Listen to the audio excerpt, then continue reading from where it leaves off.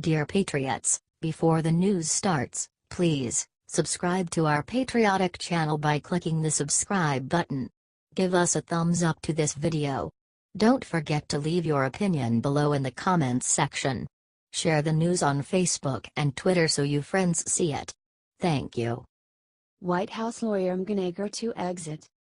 President Donald Trump's top White House lawyer, Don McGahn, is expected to step down later this year, though his resignation is contingent on the president finding a replacement and several other factors, according to 4 sources familiar with McGahn's thinking. McGahn, according to 2 of the sources, has signaled interest in returning to the Jonesdale law firm where he previously worked and reprising a role he had during the 2016 campaign by handling legal matters for Trump's re-election. But the exact timing for McGahn to make any move remains in flux. He's told associates he'd like to leave the White House by the summer, but it could also be put on hold through the 2018 midterms. Concerned about the velocity of turnover inside his White House and beyond, Trump personal lawyer John Dowd resigned on Thursday, and the president has made changes atop the State Department, CIA and the National Security Advisor slot. Sources said Trump wants to have a new White House counsel in place who he's comfortable with before clearing McGahn for the exits. "I think it's all up in the air," said a source close to McGahn. "I think he'd like to quit very much. The president doesn't want him to quit. The president wants him to stay. I don't think he knows who will replace him." McGahn, a former Federal Election Commission member, was one of Trump's earliest political advisors, signing on even before the Republican announced his presidential campaign in the spring of 2015. As White House counsel, McGahn has played a prominent but controversial role shepherding Trump's cabinet picks through confirmation, as well as notching lifetime appointments for 29 federal judges, including Supreme Court Justice Neil Gorsuch. McGahn has also been central to the reversal of myriad Obama-era policy regulations dealing with the environment and energy, health care, financial services and other industrial sectors. He can look at his first 14 to 16 months and say he's probably had a pretty good run, said a second McGahn associate. A third McGahn associate said his departure also may hinge on whether there's another opening for Trump to fill on the Supreme Court, an impossible to predict scenario but one that could present a unique legacy opportunity for the White House counsel. "I think if we had a possibility of getting another Supreme Court justice, I think he'd hang in," the source said. A White House spokesman declined comment. McGahn did not respond to requests for comment about his job plans or a potential return to Jonesdale, where he was paid an annual salary of $2.4 million as a partner before joining the government, according to a 2017 financial disclosure form filed with the Office of Government Ethics. McGahn's departure would also free him from some of the daily turmoil associated with playing a prominent role in Special Counsel Robert Mueller's Russia investigation. The White House counsel told the president in January 2017 that then National Security Advisor Michael Flynn had misled both the FBI and Vice President Mike Pence about his interactions with the Russian ambassador to the U.S., which led to Flynn's firing. On Trump's orders, McGahn tried without success last March to stop Attorney General Jeff Sessions from recusing himself from the probe. McGahn also had a role in last May's firing of FBI Director James Comey. And Trump tried to get McGahn in June to press the Justice Department to examine potential grounds for firing Mueller. McGahn ignored the president's requests, telling then White House Chief of Staff Reince Priebus and then senior strategist Steve Bannon that he'd resign if the president didn't stop asking him about the issue. The Russia portfolio shifted out of McGahn's hands last summer with the arrival of Ty Cobb, whose daily responsibilities included White House document production and lining up current aides to meet with Mueller for interviews. But Cobb and McGahn still clashed over whether Trump should be so cooperative with the special counsel. McGahn urged the president to assert executive privilege on some documents being sought, but Trump followed Cobb's counsel and did not block any document production, according to sources familiar with the president's legal strategy. McGahn has met on at least 2 occasions for interviews with Mueller's prosecutors. During a recent visit he shared details about the president's reaction to a January New York Times story that described how McGahn had resisted his order to fire Mueller. Trump denied that he'd made any such request and asked then White House Staff Secretary Rob Porter to get McGahn to issue a statement disputing the article. If McGahn refused, Trump told the aide that he could be fired.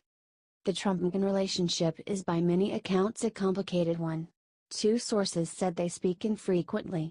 Another noted that McGahn remains close to White House Chief of Staff John Kelly and that Trump does indeed rely on his top counsel. It's hard to explain, but I think Trump values Don and his advice, and part of it is that Don is probably one of the only people who's ever said no to him, one of the McGahn associates said. A list of candidates to replace McGahn remains a work in progress. Several elite attorneys, including former George W. Bush Solicitor General Ted Olson, Robert Geffer Jr., and Reed Weingarten, declined job offers from Trump last spring to work on his Russia response. Former George W. Bush attorneys Bill Brooke and Emmett Flood also rejected overtures for the position that Cobb accepted to work in the White House. Flood subsequently met with the president earlier this month at the White House, though it's unclear if that has led to a job offer. Another name mentioned this week by a source close to Trump, Jake Layton, the current chair of the Securities and Exchange Commission. Said one former senior White House lawyer, "Coming in now, it would take a brave soul."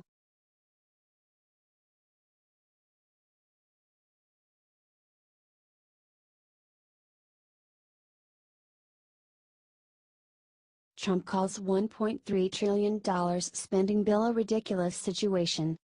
President Donald Trump assailed a $1.3 trillion government funding bill even as he announced his decision to sign it Friday as a matter of national security. "There are a lot of things that I'm unhappy about in this bill," he said, after announcing he signed it into law. "There are a lot of things that we shouldn't have had in this bill." Trump said he swallowed his objections to the bill because of its funding for national defense and the military. But he said the bill included many provisions demanded by lawmakers in exchange for the uptick in military funding that he would prefer be eliminated. Trump urged the Senate to eliminate its filibuster, which requires a supermajority of 60 votes to pass most bills. But there is little appetite among senators of either party to adopt such a rules change. Trump also demanded a line-item veto to allow him to axe specific provisions of bills he dislikes, even though the Supreme Court ruled that line-item vetoes are unconstitutional. "I will never sign another bill like this again," he said, calling the 2,200-page plan a ridiculous situation. "I'm not going to do it again."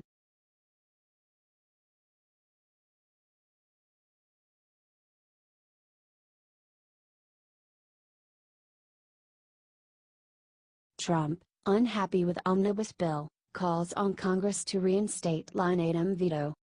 President Donald Trump on Friday called for reinstating the line-item veto, a practice ruled unconstitutional by the Supreme Court in 1998. Trump's call for a line-item veto, by which he would be able to reject specific portions of a measure without vetoing a piece of legislation entirely, came amid afternoon remarks at the White House Friday in which he excoriated Congress, especially Democrats, for sending him an omnibus bill that met his demand for a dramatic increase in military spending but nonetheless included funding for things that are really a wasted sum of money. "To prevent the omnibus situation from ever happening again, I'm calling on Congress to give me a line-item veto for all government spending bills, and the Senate must end. They must end the filibuster rule and get down to work," the president said. "We have to get a lot of great legislation approved, and without the filibuster rule, it'll happen just like magic." Trump said he had signed the omnibus bill, which he had threatened earlier Friday to veto, but declared he would never again sign such a bill, which, he complained, contained too much spending and had been presented to him with insufficient time to read its 2,200-plus pages. Past presidents from both parties have called on Congress to give them a line-item veto, a power that the governors of more than 40 states possess. Lawmakers passed legislation to give the president a line-item veto in 1996, but that law was overturned in 1998 by the Supreme Court by a 6-3 vote. Trump's demand that the Senate do away with its legislative filibuster, which requires most legislation to clear a 60-vote threshold to pass the chamber, is a repeat of a position he has long staked out.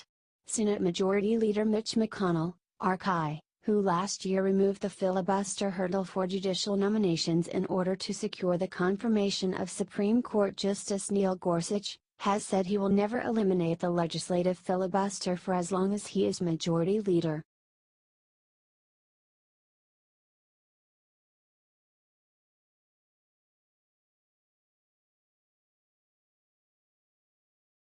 Trump says U.S. close to wonderful trade deal with South Korea.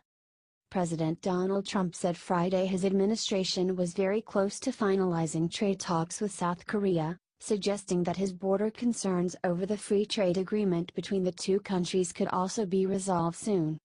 "We're going to have a wonderful deal with a wonderful ally. We're getting very close to it," Trump said. "It was a deal that was causing a lot of problems for our country in terms of employment and in terms of lots of other things." Trump, who has repeatedly blasted the trade agreement between the U.S. and its Asian ally, made the comment at a press conference to mark his signing of a $1.3 trillion spending bill averting a government shutdown. Disagreements over the trade pact have undermined the relationship between Seoul and Washington at a time when North Korea's nuclear weapons tests have threatened to destabilize the region. Commerce Secretary Wilbur Ross, who also spoke at the event, said the administration was nearing a pretty comprehensive resolution with South Korea. He said the agreement would encompass Trump's new tariffs on steel and aluminum imports as well as broader trade talks. "We hope by sometime next week to be able to have a real announcement," Ross added. The White House on Thursday night temporarily exempted South Korea from the new steel and aluminum tariffs, which were imposed under a rarely used trade law that allows the president to take trade action to protect national security interests. That exemption is pending a successful conclusion of talks to amend the 2007 Free Trade Agreement between the U.S. and South Korea, which took effect 6 years ago, U.S. Trade Representative Robert Lighthizer said earlier this week. Lighthizer initiated a process last July under the U.S.-South Korea trade deal to negotiate changes to the pact to address market access issues and the trade imbalance between the two countries, one of Trump's chief complaints about the deal.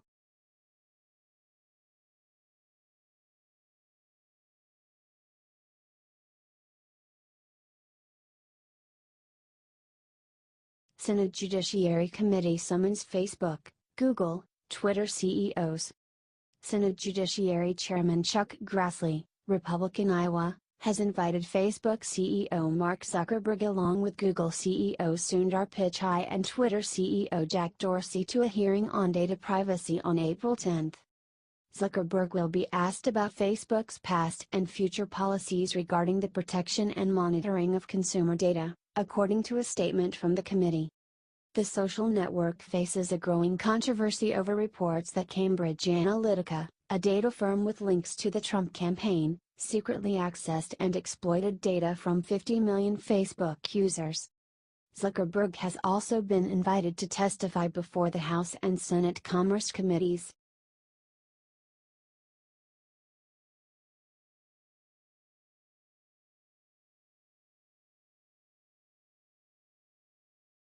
White House's shot Trump doesn't believe Stormy Daniels was threatened. The White House said on Monday that President Donald Trump does not believe Stormy Daniels was threatened after she first spoke out about their alleged affair. "There is nothing to corroborate her claim," White House Deputy Press Secretary Raj Shah said. Daniels, the adult film actress whose given name is Stephanie Clifford, said in an interview with 60 Minutes that aired on Sunday that she was physically threatened after speaking about her alleged sexual relationship with Trump to In Touch magazine in 2011. She said that after the magazine interview, a man approached her in a parking lot and told her to leave Trump alone. "Forget the story. That's a beautiful little girl. It'd be a shame if something happened to her mom," Daniels, in her 60 Minutes interview, recalled the man saying. Daniels is suing over a non-disclosure agreement she signed just weeks before the 2016 election, in which Trump's personal lawyer Michael Cohen paid $130,000 to secure her silence. Daniels has since said the agreement is not binding because Trump never signed it. She has offered to return the money. Shah also accused Daniels of being inconsistent in her account of an affair with Trump. With respect to that interview, I will say the president strongly, clearly and has consistently denied these underlying claims, Shah said. The only person who has been inconsistent is the one making the claims. When asked why Daniels was compensated to stay quiet, Shah said false charges are settled out of court all the time. This is nothing outside the ordinary, he said. False charges are settled out of court all the time.